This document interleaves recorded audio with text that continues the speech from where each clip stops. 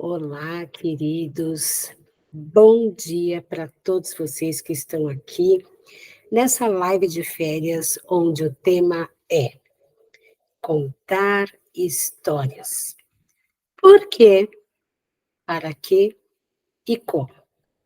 Nesses 4 encontros, eu pretendo abordar aqui algumas questões pertinentes ao curso que eu desenvolvo de contação de histórias, no projeto da Escola 360 da Prefeitura de Guarulhos. Enfim, fiz aqui esse cenário, né? Bonitinho, essa sala gostosa, né? Essa sala, assim, de contar histórias, para que fique mais confortável esse papo que a gente vai ter aqui. Bem, para quem não me conhece, eu sou Linde Barbosa, Linde Nalva Barbosa de Souza, né? Para aqueles que me conhecem pelo nome de batismo, Linde Barbosa, meu nome artístico. E eu sou atriz, professora de teatro, professora de contação de história, contadora de histórias e uma eterna pesquisadora, tanto do teatro quanto da contação de história, narração, enfim, temas ligados à educação. Bem, para a gente começar essa live, eu vou apresentar aqui para vocês o tema proposto que é. Olha, chegou aí a apresentação. Deixa eu apresentar aqui bonitinho para a gente poder ver o slide. Acho que agora vai tudo aí bonitinho para vocês. Bom, então vamos lá. O tema da live, né? Contar histórias, por quê, para quê e como. É o tema que a gente vai abordar aqui. Para a gente iniciar, gente, é muito importante a gente pensar, numa coisa, né? Eu não sou youtuber, eu não sou aquela youtuber, mas se você estiver passando por aqui, se inscreva no canal, apoie, né, esse trabalho, e deixe os seus comentários, porque como essa live é uma live gravada, eu prometo que todo mundo que passar aqui, deixar um comentário, deixar as suas dúvidas, eu vou estar entrando em contato também para a gente poder conversar. Lembrando que você pode depois pegar o seu certificado pela plataforma Eventim, tá bom? Então, vamos lá. A gente vai pensar na seguinte pergunta. Afinal de contas, de onde vêm as histórias?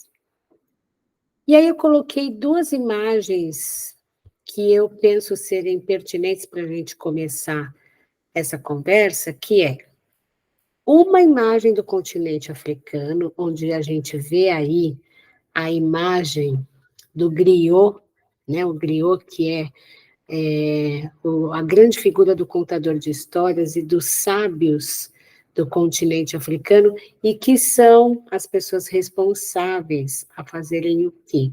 A transmitirem os conhecimentos, a cultura, através da tradição oral, ou seja, através de histórias. Então, a gente vai ver essa imagem, né, do continente africano e depois uma outra imagem do continente europeu. A gente está vendo nas 2 imagens o mesmo princípio. Pessoas em volta e um narrador. Na África é a figura do griot, mas a figura do narrador, do contador de histórias, ele está presente em todo mundo, em qualquer parte, pode ser na Ásia, pode ser em qualquer continente. Não dá para a gente entrar em todos os continentes numa única conversa, mas pretendo aí fazer uma série falando um pouco de cada cultura e como cada cultura aborda a questão do contar histórias. Mas o princípio é esse, o princípio é a tradição oral. Então, as histórias, elas sempre estiveram presentes na vida, né, humana, desde do princípio do homem das cavernas, né, quando ele começa a pintar, né, as suas aventuras, aquela arte que ficou conhecida como arte rupestre, pintura rupestre, ali já se tinha um processo de comunicação, através dos gestos, dos desenhos. A linguagem ainda não era desenvolvida, mas existia vontade de se comunicar, de contar. Por quê? Porque isso é inerente a nós, seres humanos. Nós temos essa necessidade de contar. A gente pode ver hoje na nossa vida, né? A gente está o tempo inteiro contando histórias. A gente tem a interação com as redes sociais, a gente tem aquelas plataformas, né, que falam os stories, né, os curtos, né, os shorts, enfim, a gente tem diversos aplicativos, né, a gente tem o nosso status, estado, né, estado no português de Portugal, status para nós que usamos muitas vezes a língua inglesa, mas enfim, a gente quer de alguma forma estar contando através dessas redes um pouco da nossa história, um pouco da nossa vida. Então, isso vem dessa vontade inerente da gente contar histórias. Mas elas têm uma construção social, né? Então, a partir dessas duas imagens que eu coloco aqui para a gente pensar o que é esse processo narrativo e como que esse conhecimento oral vai se transformando depois num conhecimento histórico que também deriva para as histórias e como que essas histórias são utilizadas. Eu não gosto de usar essa palavra, utilizar, mas até como as histórias elas começam a ser essa forma, esse instrumento, essa vivência educativa, essa vivência pedagógica, não só para as crianças, mas para todos nós, porque nós temos histórias para cada época da nossa vida. Então, é muito importante a gente entender isso, que para cada época da vida, a gente vai ter aí um tipo de história. E aí, num determinado momento, a gente vai ter esse grande contador de histórias, que foi Êxopo, e aí eu coloco exatamente essa questão.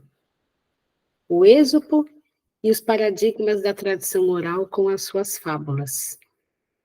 Porque as fábulas de Êxopo são uma grande estrutura de todo o restante da nossa literatura, tanto que ela é recontada e recontada e recontada e recontada inúmeras vezes, né? Se bobear, todo mundo aí está fazendo as suas versões das fábulas de Êxopo. Eu tenho as minhas, né? Aqui no meu canal, depois eu vou deixar aí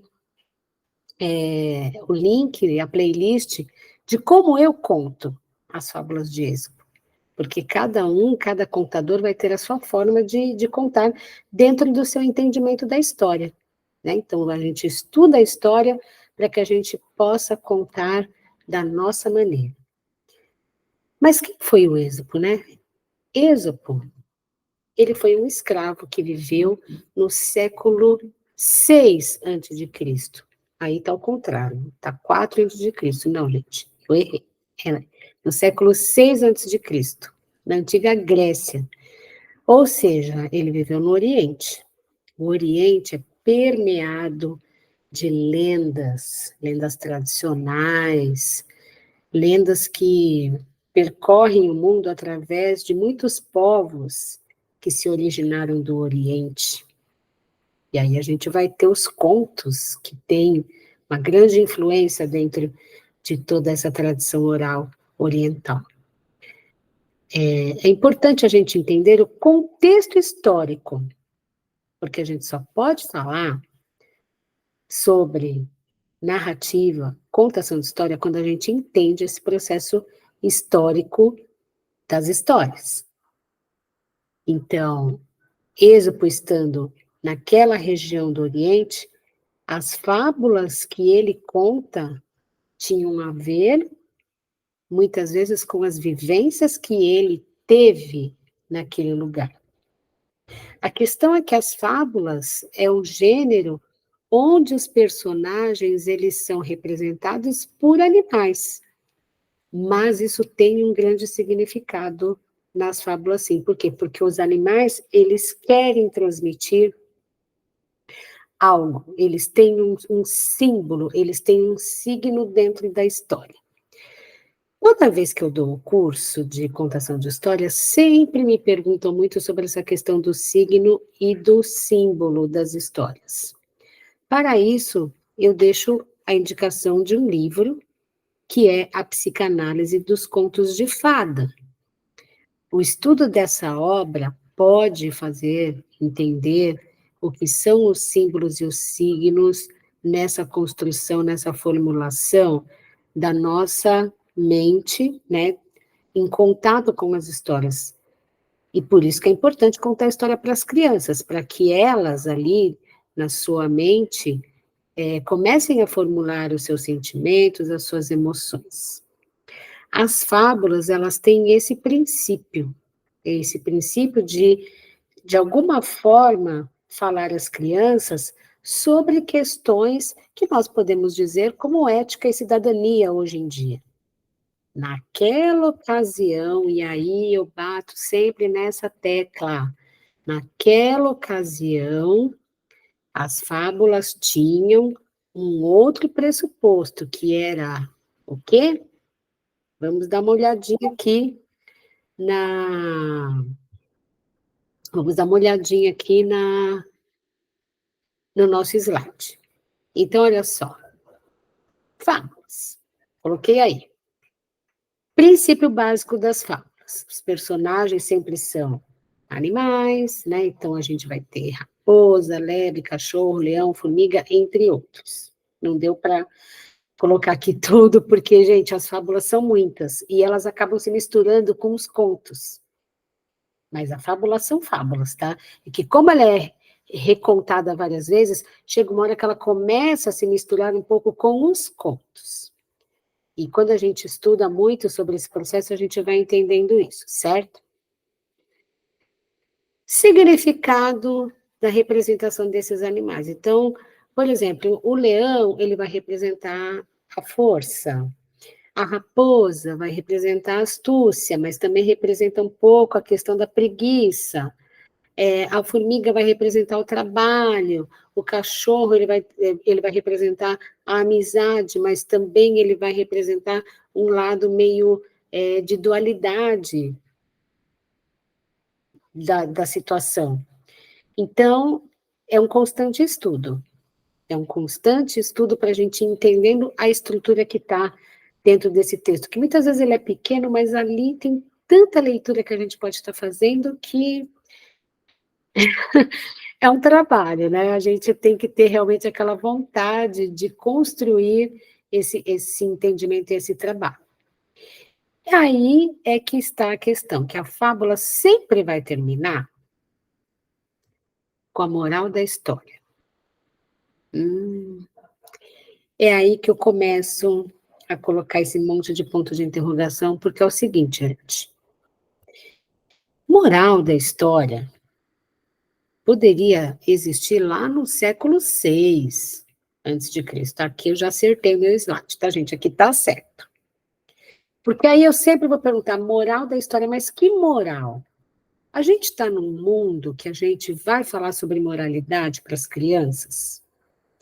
Penso eu que não, porque isso não faz mais parte do nosso contexto, né? Então, quando nós falamos em moral, nós precisamos pensar que nós estamos falando lá do século VI a.C., e que o Êxopo, aí tem que ter uma dúvida, porque assim, o Êxopo ele não escreveu as histórias, ele contou. Aí existiu Heródoto, e Heródoto escreveu as fábulas. Então é mais ou menos como aquela questão bíblica. Jesus não escreveu nada, mas os apóstolos escreveram as histórias, né? Os apóstolos escreveram toda a questão bíblica.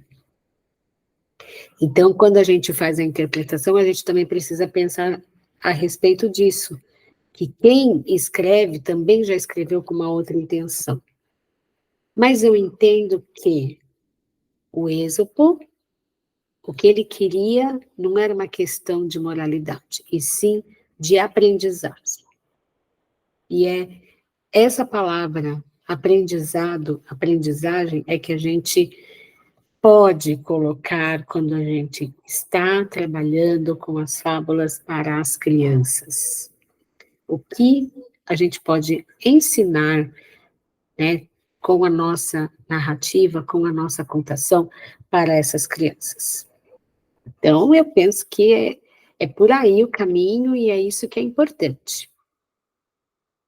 Aí eu coloco aqui, na palavra que podemos repensar em níveis de aprendizagem, contextualização. O que é contextualização? É você trazer para o atual contexto. Então, qual é o contexto que nós vivemos hoje, no ano de 2024?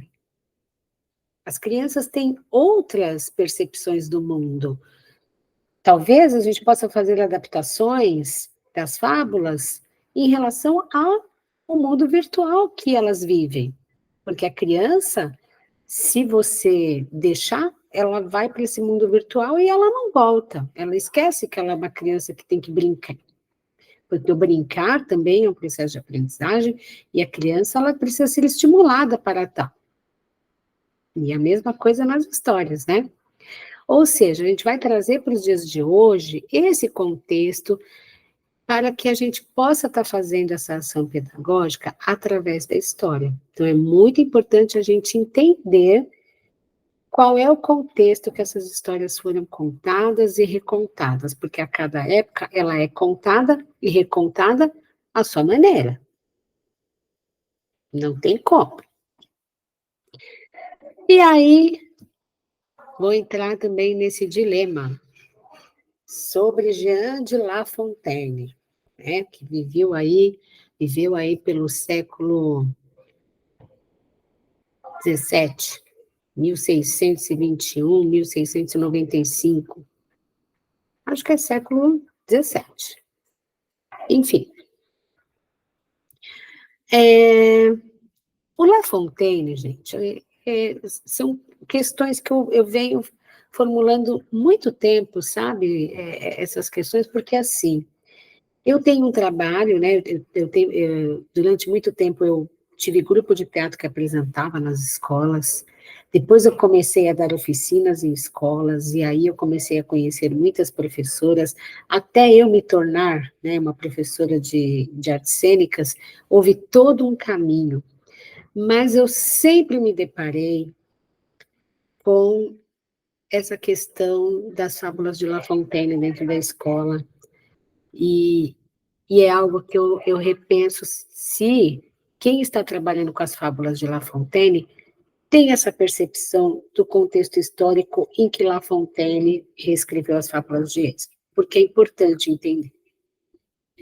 Então, vamos lá. O La Fontaine, ele reescreve as fábulas de Êxodo em qual contexto? No contexto da sociedade francesa, da Europa, e de como que as crianças tinham que ser educadas naquela época.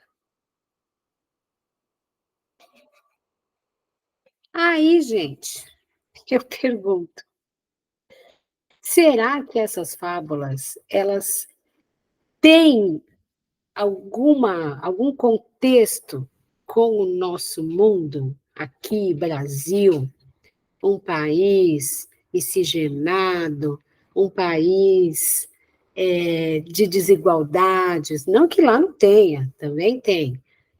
Mas a questão é, qual as histórias que nós queremos contar para as nossas crianças? Que a gente vai fazer esse exercício aqui. Eu vou fazer a leitura de uma fábula de Êxopo, dentro do contexto esopiano, vamos dizer assim, o que Êxopo realmente teria contado, e como La Fontaine reescreve essa fábula. E aí a gente vai entender que o processo educacional que ele queria era aquela proposta para aquele contexto, para aquele século, e não para o século XX e o século XXI, que foi quando eu tive contato com essas histórias. Não é para a gente. É que muitas vezes, quando a gente vai ler a obra, a gente só fala assim, ai, as fábulas de La Fontaine, nossa, parece que é a coisa mais maravilhosa, mas não é. Precisa-se ter esse senso apurado de como que a gente vai contar essas fábulas. Porque eu deixo aí, apesar de muitos educadores lerem e contarem e narrarem as ditas fábulas de La Fontaine, talvez não entenderam a proposta francesa e simplesmente replicaram a fala. E eu digo para vocês que essas fábulas, sim, elas podem ter uma interpretação duvidosa e elas podem ter, sim, um lado muito perigoso dentro do seu processo narrativo. Precisa-se repensar esse processo, tá? Pode deixar os comentários aí, pode ir falando, pode ir detonando aí quem quiser, não tem problema. O importante é a gente dialogar, né, para entender o porquê de tudo que eu estou falando aqui, certo? Bem, aí vamos lá, vou fazer aqui uma leitura comparativa, tá bom? Da cigarra e a formiga. A fábula por Êxopo e depois por La Fontaine. Então a gente vai ver, primeiro, a versão do Êxopo. Deixa eu tomar uma aguinha aqui, né? Olha lá. Era uma vez uma cigarra que vivia saltitando e cantando pelo bosque, sem se preocupar com o futuro. Esbarrando numa formiguinha que carregava uma folha pesada, perguntou: Formiguinha, por que todo esse trabalho? O verão é para a gente aproveitar. O verão é para a gente se divertir. Não, não, não, não, não, não, não, não. Nós, as formigas, não temos tempo para diversão. É preciso trabalhar agora para cuidar da comida, guardar a comida para o inverno. Durante o verão, a cigarra continuou se divertindo e passeando por todo o bosque. Porque quando ela tinha fome, era só pegar uma folha e comer. Mas um belo dia, passou de novo perto da formiguinha, carregando outra pesada folha. E a cigarra então aconselhou: deixe esse trabalho para as outras, sua formiguinha. Vamos nos divertir. Vamos, vamos, formiguinha, vamos cantar, vamos dançar. Lá, lá, lá, lá, lá, lá. Continuando aí a história.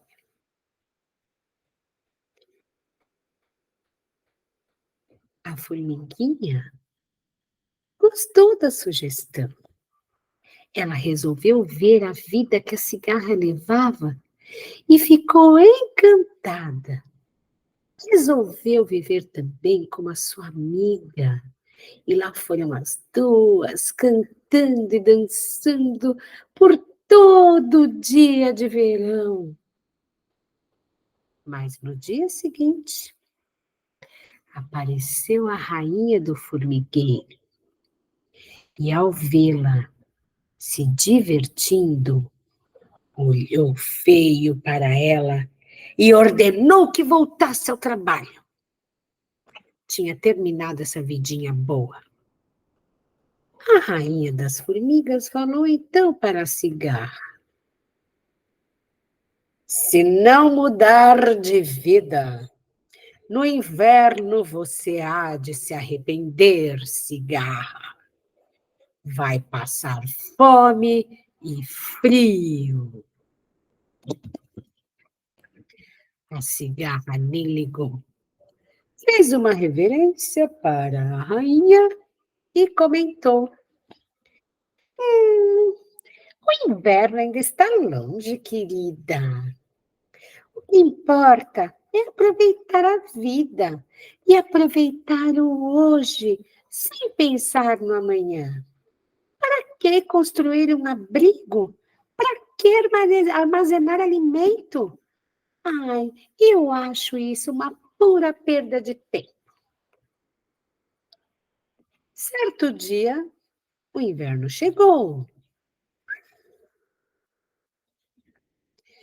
e a cigarra começou a tiritar de frio.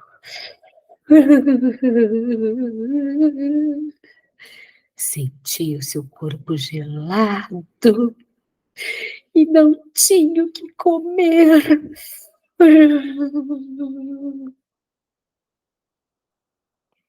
Desesperada, ela foi bater na porta da casa da formiga.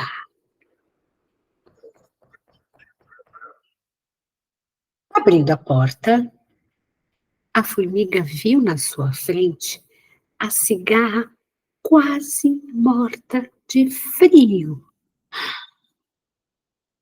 Puxou-a para dentro, agasalhou-a e deu-lhe uma sopa bem quente, deliciosa.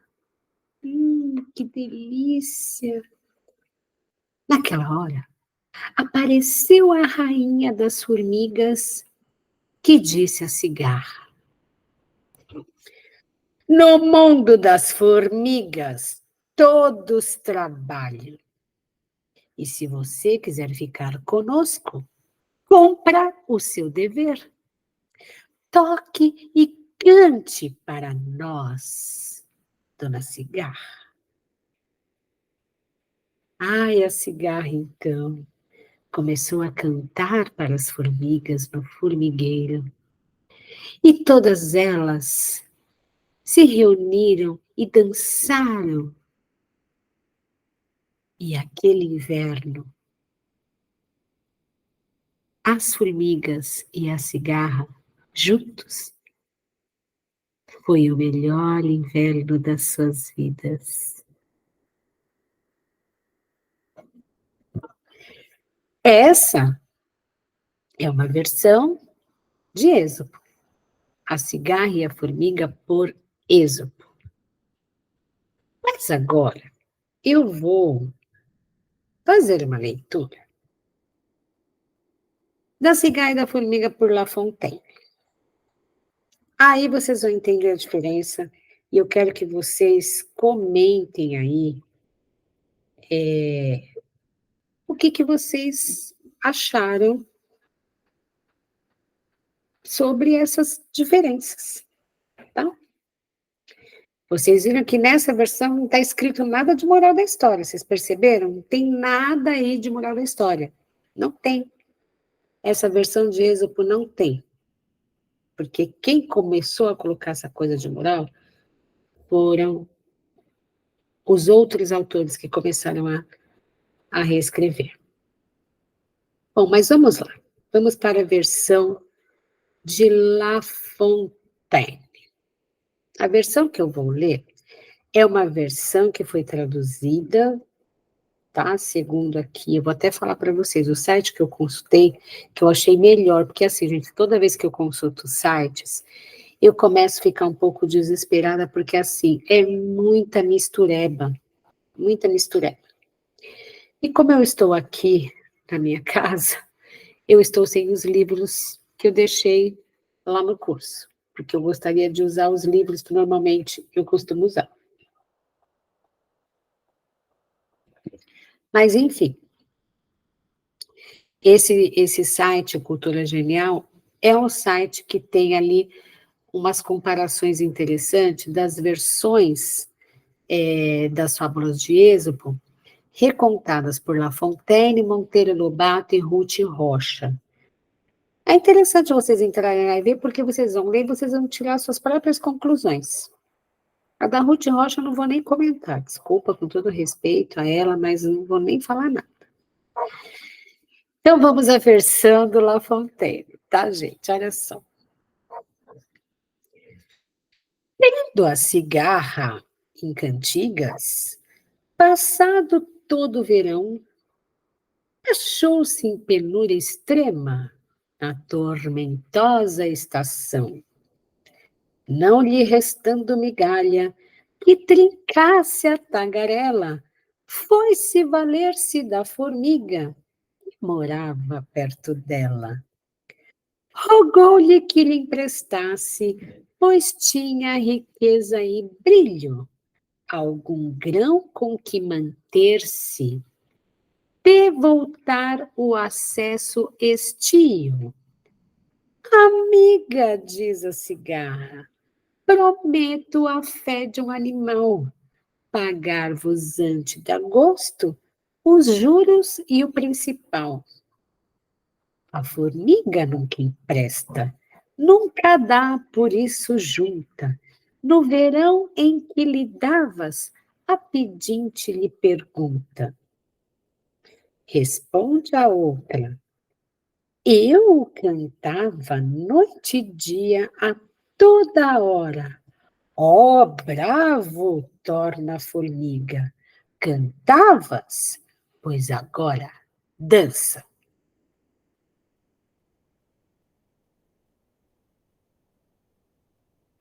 Será que eu preciso expor a diferença dessas reescritas?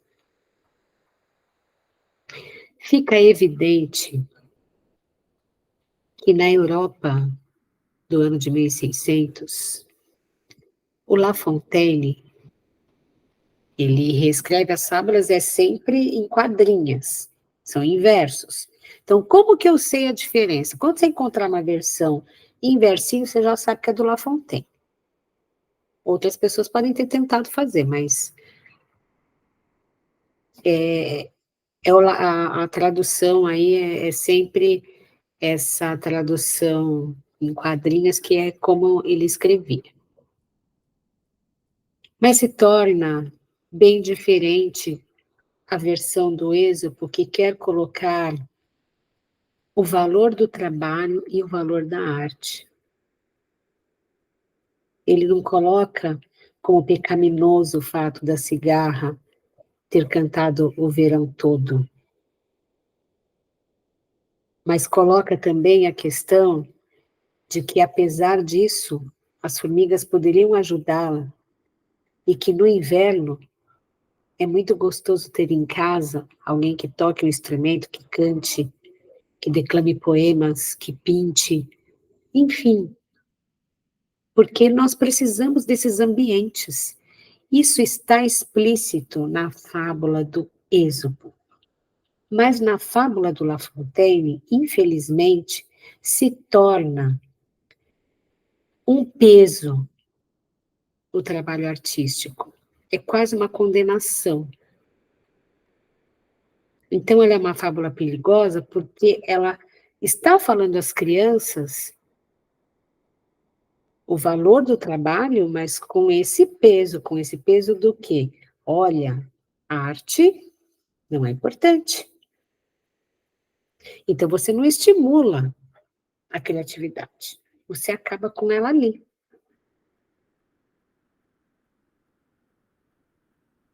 Como que eu posso dizer? Não estava lá na sociedade de 1600, mas como que eu posso saber que as crianças que tiveram contato com essas histórias não se tornaram única e exclusivamente trabalhadores braçais, mão de obra que fora usada enquanto os banqueiros da época ganhavam muito dinheiro, ou a elite da época continuava sendo elite. Sabe, gente, tem tudo isso a ver, tá? Essas são as mensagens que as histórias deixam para nós. Por isso que, se você quer ser um contador de história, você precisa ter essa noção da sua responsabilidade. Por quê? Porque contar uma história é um ato de responsabilidade. Ah, mas eu chego todo dia e conto história para os meus alunos. Ah, eu chego todo dia e conto uma história para o meu filho. Mas qual a história que você conta? Você pensa em qual história você conta? Porque é preciso a gente pensar, é preciso ter um trabalho quando a gente vai contar uma história. Eu preciso estudar aquela história, eu preciso entender aquela história, eu preciso entender o contexto histórico que aquela história foi escrita, foi elaborada, e eu preciso trazer para o contexto de hoje, porque nem tudo que foi escrito no passado está no contexto atual. E a gente precisa entender esses contextos, para que a gente possa contar as histórias realmente dentro daquilo que nós queremos atingir ao nosso público, ao nosso ouvinte. Então, queridos contadores de histórias, deixo aqui para vocês essa frase, que é para a gente também refletir no nosso trabalho enquanto contador de história, tá? É uma frase de um livro muito conhecido chamado O Pequeno Príncipe, de Antônio de Saint-Exupéry, que é: tu te torna eternamente responsável por aquilo que cativas, porque você se torna realmente responsável por aquilo que cativa. E se você é um contador de histórias, você também precisa entender que o seu primeiro ouvinte é você mesmo. Então não é tão simples contar história, tá, gente? Eu sempre bato nessa tecla. Não é tão simples contar histórias. Todo mundo quer contar história, mas as pessoas não sabem, muitas vezes, como e por que elas devem contar essas histórias. E aí fica essa coisa, né? Ai, contação de história, contação de história. Mas existe um fundamento, existe algo que é muito importante a gente entender, que é como eu quero trabalhar essa história. Então, a primeira pergunta da nossa live, né? Quando eu divulguei a live, eu coloquei por quê, para quê e como. Hoje é o porquê. O para quê a gente vai ver no próximo encontro. E o como a gente vai ver também nos outros encontros. Então, por que contar histórias? Eu coloquei aí 7 razões para a gente contar histórias. E isso eu não peguei de nenhum lugar, tá, gente? São eu comigo mesma, as minhas referências, eu, Linde, enquanto pesquisadora, enquanto atuante dentro da contação de histórias. Tanto eu enquanto contadora de histórias, como eu enquanto professora de contação de histórias. Então, por que eu tenho que contar histórias? Primeiro, para criar laços. A história, ela nos aproxima. Todo mundo deve ter uma história para falar sobre algo emocional, uma lembrança que ficou em você, porque a história cria esses laços. Para estimular a imaginação. A criança, nós, os idosos, todos, gente, precisam de estímulo imaginativo. Os estímulos no nosso cérebro, eles são constantes, não importa a idade. A gente precisa sempre, sempre, sempre, sempre estimular o nosso poder imaginativo. E as histórias, elas também trabalham essa imaginação. Para que a gente crie as imagens mentais e elas não cheguem prontas para a gente. principalmente nesse mundo que a gente vive, né, esse mundo aqui virtual, eu estou aqui, estou fazendo essa live para conversar com vocês, coloco aqui, né, essa imagem dessa biblioteca, desse quarto fofinho, ele não é real, ou seja, uma imagem criada que pressupõe algo, mas quando eu conto essa história, e quando eu conto essa história de alguma forma, com algum recurso, eu ainda preciso chegar a esse ouvinte, chegar a esse público com a possibilidade que ele também crie essas imagens mentais, e não apenas que a imagem seja algo pronto. Não.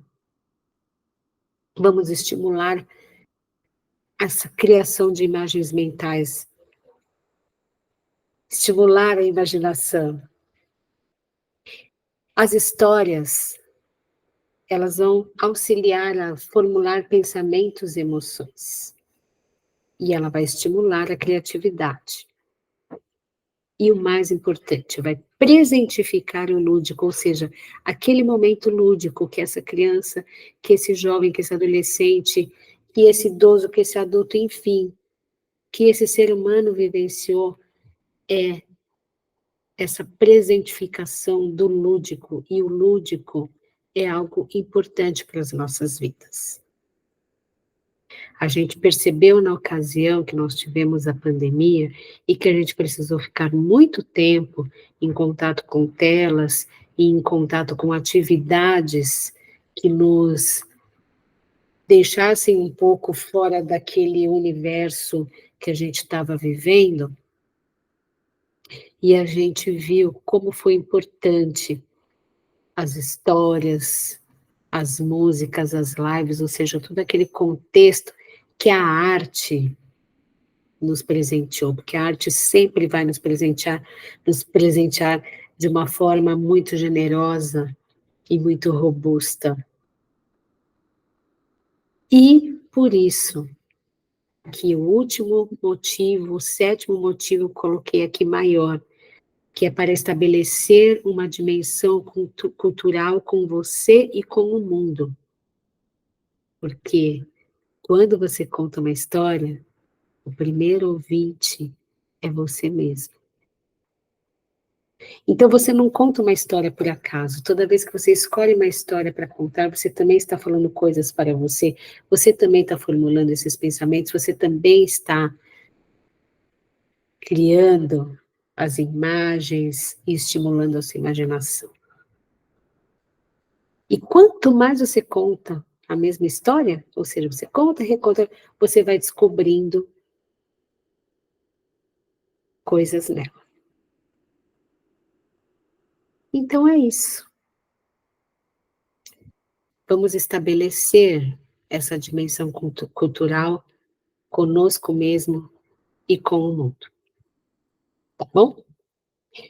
Olha, eu espero que vocês tenham gostado desse encontro.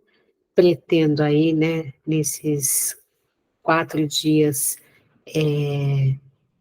tá aqui com vocês nessa live de férias, fortalecendo e já deixando aqui, tá? Já vou falando aí para os meus queridos alunos, que provavelmente podem ter passado por aqui, que também já é um material para ficar para vocês também consultarem, e eu não precisar muitas vezes falar, né? Voltar no mesmo assunto. Enfim, vamos tentar criar aí uma plataforma aí com um conteúdo bacana e estimulante aí para vocês pensarem dentro desse trabalho que nós fazemos juntos, porque vocês aprendem comigo, mas eu também aprendo muito com vocês, tá bom? Então, mais uma vez peço, se você não se inscreveu, se inscreve no canal, deixa os seus comentários, deixa suas dúvidas, que eu vou conversando com vocês aí nesse momento de férias, mas férias produtivas e férias sempre com histórias, tá bom? Então, um grande beijo para vocês, aguardo vocês no próximo encontro, tá bom? Muito obrigada por você ter ficado comigo e até uma próxima. Beijo.